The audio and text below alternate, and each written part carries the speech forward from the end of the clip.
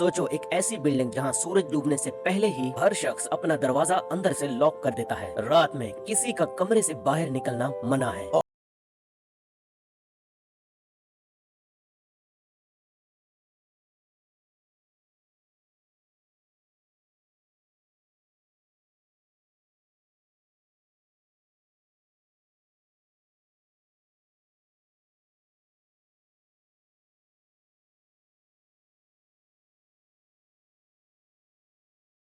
रोशनी आते ही ये क्रिएचर कहीं गायब हो जाते हैं। इसी खौफ की वजह से हर रात पूरी बिल्डिंग अपने अपने कमरों में बंद हो जाती है। इसी दौरान कुछ नए लोग यहाँ शिफ्ट होते हैं, जिनमें हंसू भी होता है। माँ बाप की एक सड़क दुर्घटना में जान जाने के बाद वो अपनी जिंदगी दोबारा शुरू करने के लिए इस जगह आया था, लेकिन उसे क्या मालूम था कि उसका नया ठिकाना असल में एक खौफनाक कैद खाना बनने वाला है। पहली रात सोने से पहले ही उसने बाहर से एक गैर मामूली सी खौफनाक आवाज सुनी। डरते डरते उसने दरवाजा खोला और कॉरिडोर में देखा तो हर तरफ नूडल्स के पैकेट बिखरे पड़े थे। पैकेटों को देखते हुए हांसू जैसे ही कॉरिडोर में आगे बढ़ा, उसके सामने एक खौफनाक मंजर आ गया। एक बिल्ली का कटा हुआ सर लुढ़कता हुआ कोने से बाहर आया। तभी खून में लिपटा हुआ एक हाथ निकला और उस सर को उठाकर अंधेरे के अंदर ले गया। ये देखते ही हांसू के होश उड़ गए। वो तुरंत अपने कमरे में लौट आया। तभी कॉरिडोर में किसी के कदमों की आहट सुनाई देने लगी। लग रहा था जैसे कोई उसके दरवाजे के सामने आकर खड़ा हो गया है। फिर अचानक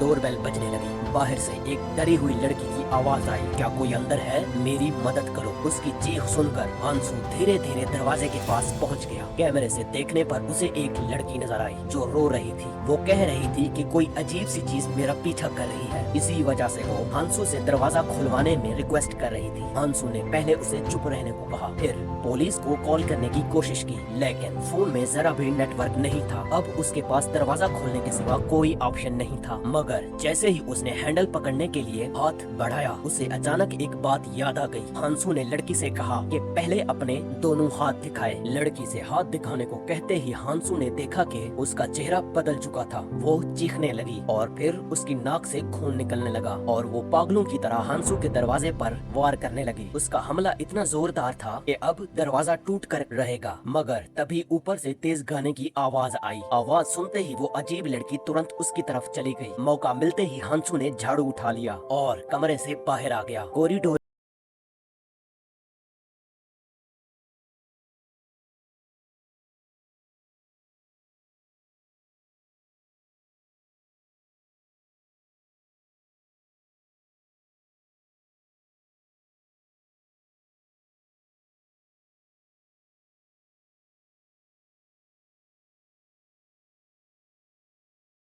फिर उसने अचानक दरवाजे पर पूरी ताकत से मारना शुरू कर दिया। हर वार के साथ लोहे के दरवाजे पर गहरे निशान बनने लगे। जीसू को लगा वो किसी भी वक्त अंदर घुस सकती है, इसीलिए उसने पास पड़ा बेसबॉल बैट उठा लिया। लेकिन अगले ही पल बाहर से खामोशी छा गई। जीसू जैसे ही दरवाजे के करीब गई, उसकी नजर सामने खड़े शख्स पर पड़ी और वो एक पल के लिए डर गई। लेकिन ध्यान से देखने पर पता चला कि जिस खौफनाक चेहरे से वो डरी थी वो कोई मॉन्स्टर नहीं बल्कि सियोग था। जीसू ने फौरन उसे अभी हुई सारी बात बता दी। जमीन पर पड़े खून के निशानों को देखकर दोनों को लगा कि शायद वो अजीब औरत खिड़की तोड़कर भाग चुकी है। मगर इस बिल्डिंग में रहने वाला ली इन इस खतरे से बिल्कुल अनजान था। वो अपनी नाइट शिफ्ट पर जाने के लिए नीचे उतरने ही वाला था। लिफ्ट खराब मिली तो मजबूरन उसे सीढ़ियों के सहारे नीचे उतरना पड़ा। नीचे पहुँचते ही उसने देखा कि बिल्डिंग का मेन गेट लॉक है। सिर्फ इतना ही नहीं कि नए रेजिडेंट भी वहीं फंसे हुए थे और किसी के फोन में भी सिग्नल नहीं आ रहा था। देर होने के डर से ली ने सिक्योरिटी रूम का दरवाजा तोड़ दिया। अंदर मौजूद लड़की ने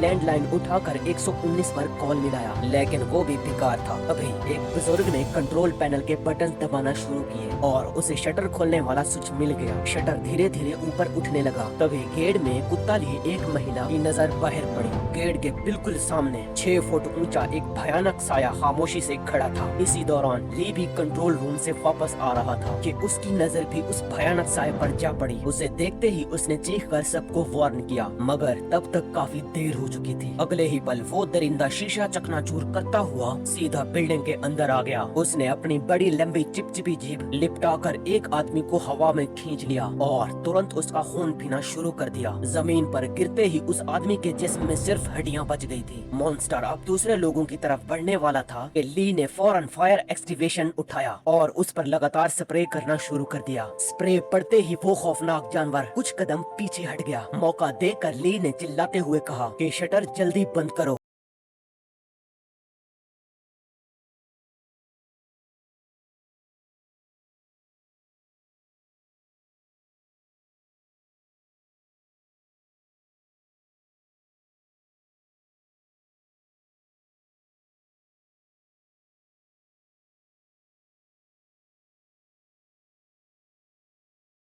अंदर पहुंच सके, मगर वापस दौड़ती हुई लड़की अभी कुछ ही दूर तक गई कि मॉन्स्टर ने अचानक उसके पैर पर अपने पंजों से वार कर दिया और उसे बहुत बुरी तरह जख्मी कर दिया। बिल्कुल आखिरी लम्हे में ली ने उसका हाथ थामा और खींचकर उसे अंदर ले आया। शटर अब बंद होने ही वाला था कि अचानक मॉन्स्टर की 3 मीटर लंबी जीप तेजी से अंदर लपकी, मगर शटर वक्त पर नीचे आ गया। जीप बीच में बुरी तरह फंस गई और लड़की मुश्किल से बची। अगले ही पल दरिंदे ने अपनी जीप वापस खींच ली और अंधेरे में चला गया। खतरा खत्म होते ही अब छुपे हुए लोग भी धीरे धीरे सामने आ गए। सबके जहन में बस यही सवाल था कि वो खौफनाक चीज आखिर थी क्या। तभी एक बुजुर्ग ने हैरानी से कहा उसके हाथ और पैर भी किसी मॉन्स्टर जैसे थे, लेकिन ली ने जो बताया उसे सुनकर सब सन्न रह गए। उसके मुताबिक वो कोई असली मॉन्स्टर नहीं था, बल्कि उन्हीं में से एक इंसान था। यकीन करने के लिए सबने बाहर देखा, लेकिन वहाँ एक भी आदमी नहीं दिखाई दिया। हर तरफ सिर्फ मुख्तलिफ किस्म के भयानक मॉन्स्टर घूम रहे थे। इसी बीच एक लड़की फोन पर बात करते हुए बिल्डिंग की सीढ़ियों से नीचे जा रही थी। तभी अचानक उसे बिल्कुल ऊपर से एक अजीब आवाज सुनाई देने लगी। उसने धीरे से गर्दन उठाकर देखा तो सामने वाली मंजिल की लाइटें अचानक जल गयी। ये मंजर देखकर वो घबरा गई और बिना सोचे समझे तेजी से नीचे दौड़ने लगी, लेकिन इसी जल्दी में उसका पैर फिसल गया और वो सीढ़ियों पर बुरी तरह गिर पड़ी। लड़की अभी जमीन से उठ ही रही थी कि अचानक वो डरावनी आवाज और भी ज्यादा तेज हो गई। उसने घबरा कर पीछे देखा तो सामने सियोक खड़ा था। उसे देखकर लड़की ने सुकून की सांस ली, मगर सियोक कुछ समझ पाता उससे पहले ही लाल कपड़ों में वही खौफनाक औरत पीछे से उस पर झपट पड़ी और उसको पूरी तरह काट लिया। ये मंजर देखकर लड़की डर गई, लेकिन तभी सियोक ने औरत के बाल पकड़कर उसे खींचकर दूर फेंक दिया। सियोक अपने जख्म देख ही रहा था कि अचानक वो औरत दोबारा उसकी तरफ लपकी। इस बार सियोक ने फौरन उसका गला पकड़ लिया। तभी उसकी नजर औरत के माथे पर लिखे फ्लैट नंबर पर पड़ी। अब उसे समझ आ गया कि ये वही औरत थी जो पहले लोगों के दरवाजे तोड़ रही थी। सियोक ने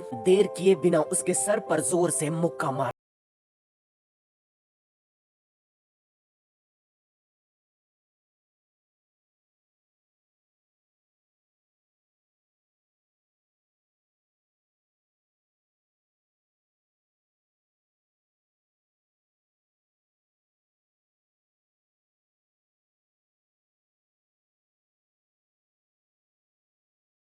उसने इंटरनेट पर रहस्य का जवाब ढूंढना शुरू कर दिया। दूसरी तरफ ली भी इस बात की जानकारी हासिल करने में जुटा हुआ था। उसी वक्त दोनों को एक ही पोस्ट नजर आई। उसमें बताया गया था कि ये कोई बीमारी नहीं बल्कि एक श्राप है। पोस्ट के मुताबिक मॉन्स्टर बनने से पहले लोगों की नाक से खून आना शुरू होता है और उन्हें अजीब आवाजें सुनाई देने लगती है। कुछ ही देर बाद उनका इंसानी रूप बदलकर एक मॉन्स्टर में तब्दील हो जाता है। पोस्ट के आखिर में चेतावनी थी, अगर किसी में ये निशानियां नजर आने लगे तो उसे जितना जल्दी मुमकिन हो सके खुद को खत्म कर लेना चाहिए। वो मॉन्स्टर से बचने का तरीका बताने ही वाला था कि अचानक इंटरनेट बंद हो गया। इसी दौरान भूख की वजह से सियोक के पेट में जोर से आवाज होने लगी। तभी उसे याद आया कि बाहर आधा डब्बा इंस्टेंट नूडल का पड़ा है। हिम्मत करते हुए उसने दरवाजा खोला, मगर बाहर नजर पड़ते ही वो सन्न रह गया। एक मॉन्स्टर दरवाजे का सहारा लेते हुए सीधा उसकी तरफ आ रहा था। हंसू ने अपना मुंह बंद कर लिया ताकि कोई आवाज न हो। दरअसल मॉन्स्टर का आधा सर गायब था,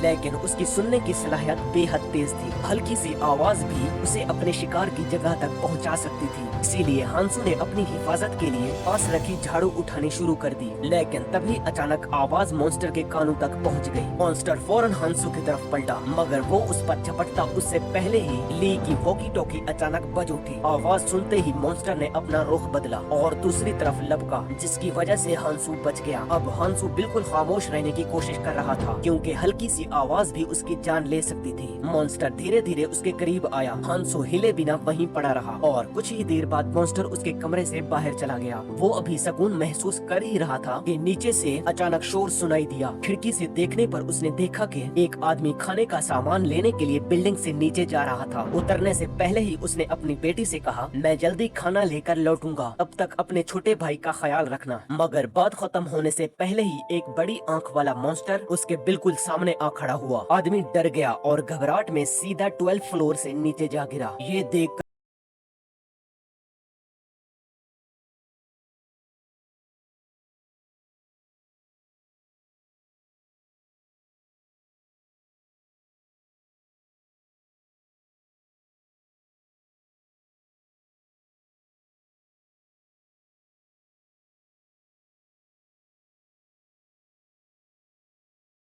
इतनी सख्त थी कि हांसू को सांस लेना मुश्किल होने लगा। एक लम्हे के लिए लगा कि अब उसकी जिंदगी खत्म होने वाली है। तभी एक गोली चली और मॉन्स्टर की लंबी गर्दन बीच से टूट गई और अगले ही पल उसकी बड़ी आंख सफेद पड़ गई। हांसू ने घबराकर बाहर देखा तो सामने उनका पड़ोसी हान अंकल बंदूक लिए खड़ा था। उसने सही वक्त पर फायर करके हांसू की जान बचा ली थी और हैरानी की बात ये थी कि गोली चलाने के बाद भी वो आराम से शराब पी रहा था। हांसू कुछ कहने ही वाला था कि हान अंकल ने फौरन उसे खामोश रहने का इशारा किया। फिर उन्होंने एक कार्डबोर्ड सामने किया जो पहले से तैयार था और उस पर लिखा था शोर मत करो। ये पढ़कर हांसू ने नीचे देखा। कुछ देर पहले मरा हुआ नजर आने वाला आंखों का मॉन्स्टर अपनी टूटी हुई गर्दन को पीछे छोड़कर धीरे धीरे खुद ही वहाँ से दूर जा रहा था। ये सब देखकर हांसू के होश उड़ गए। हांसू उन दोनों बच्चों को बचाने के लिए हान अंकल का सहारा लेना चाहता था, मगर उनके फ्लैट में पहुँचते ही उसे मालूम हुआ कि हान अंकल खुद चल भी नहीं सकता। अब बच्चों को निकालने की पूरी जिम्मेदारी हांसू को खुद उठानी थी। वैसे हान अंकल आम आदमी नहीं था, क्योंकि उन्हें हथियार तैयार करने का काफी तजुर्बा था। इसी वजह से उन्होंने हांसू के वेपन को इलेक्ट्रिक करंट से जोड़ दिया ताकि वो मॉन्स्टर का सामना कर सके। लेकिन साथ में उन्होंने साफ कह दिया कि इस हथियार से भी मॉन्स्टर नहीं मरेगा, इसीलिए उससे मुकाबला मत करना और जितना मुमकिन हो सके उससे बच कर निकलना। नया इलेक्ट्रिक वेपन लेकर हांसू अकेला ही बच्चों को रेस्क्यू करने निकल पड़ा। लेकिन कॉरिडोर में पहुँचते ही सामने फिर वही बिना सर वाला खौफनाक मॉन्स्टर आ गया। खतरा देखकर हांसू फौरन भागा और लिफ्ट के अंदर जाकर छुप गया। वो बिल्कुल खामोशी से कुछ देर तक वहीं छुपा रहा और मॉन्स्टर के चले जाने का इंतजार करता रहा। जब उसे लगा कि शायद अब सब ठीक है, तब उसने बाहर झांका, लेकिन तभी मक्खी की भिनभिनाहट ने मॉन्स्टर की नजर हांसू की तरफ कर दी। हांसू ने फौरन इस मौके का फायदा उठाया। उसने अपना इलेक्ट्रिक चाकू मॉन्स्टर के जिस्म में सीधा उतार दिया। 1 लाख वोल्ट का जबरदस्त करंट लगते ही मॉन्स्टर का पूरा शरीर सन्न पड़ गया। हांसू समझ गया कि ऐसा मौका फिर नहीं मिलेगा, इसीलिए वो तुरंत वहाँ से निकल भागा। लेकिन वो कुछ ही दूर गया था कि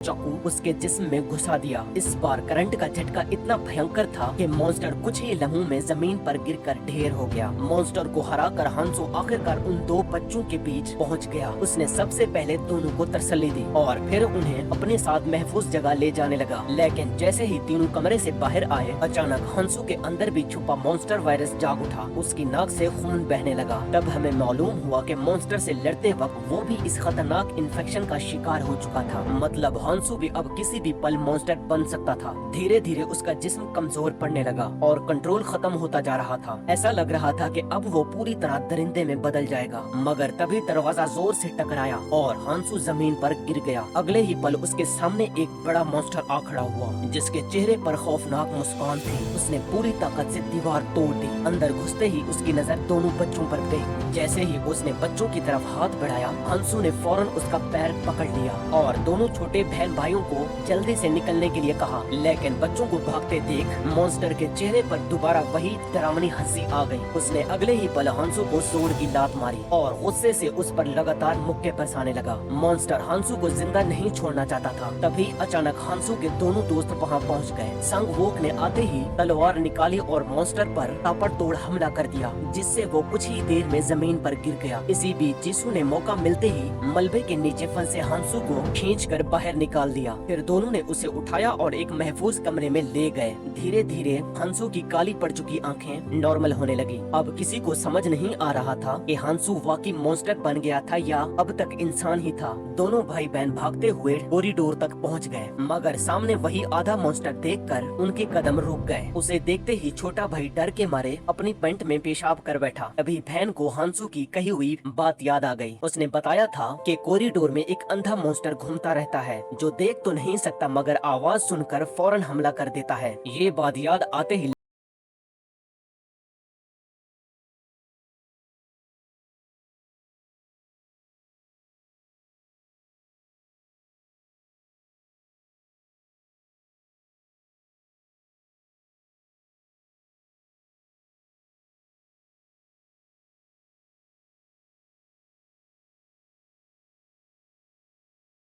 दूसरी तरफ विशाल मॉन्स्टर ने आधे दरिंदे को पकड़ लिया और उस पर लगातार मुक्के बरसाने लगा। फिर उसने उसे उठाकर सीधा खिड़की से बाहर फेंक दिया और दोबारा बच्चों का पीछा करने लगा। दोनों भाई बहन कुछ ही दूर जा पाए कि विशाल मॉन्स्टर ने उन्हें फिर से ढूंढ लिया। वो धीरे धीरे उनके बिल्कुल करीब आने लगा। डर के मारे दोनों ने आंखें बंद कर ली क्योंकि उन्हें यकीन था कि अब उनकी जान नहीं बच सकती। तभी एक औरत बेबी स्ट्रोलर लेकर अपने कमरे से बाहर आ गई। उसने मॉन्स्टर से कहा, बस खाओ इन नन्हे बच्चों पर। मगर मॉन्स्टर अचानक मुस्कुराया और औरत के जमीन पर गिरते ही उसकी नजर उसके बच्चे पर पड़ी। वो रोते हुए अपने बच्चे को छुड़ाने के लिए मॉन्स्टर के सामने गिड़गिड़ाने लगी, लेकिन मॉन्स्टर ने बिना किसी रहम के उसके बच्चे को अपने पाँव के नीचे कुचल दिया। औरत चीखती रही मगर वो अपने बच्चे को बचाने के लिए कुछ नहीं कर सकी। इसके बाद मॉन्स्टर ने एक जोरदार मुक्का मारा और उसे भी जमीन पर गिरा दिया। इसी वक्त हांसू अपने दोनों दोस्तों के साथ वहाँ आ गया, लेकिन तब तक बहुत देर हो चुकी थी। विशाल मॉन्स्टर अब उनके सामने खड़ा था।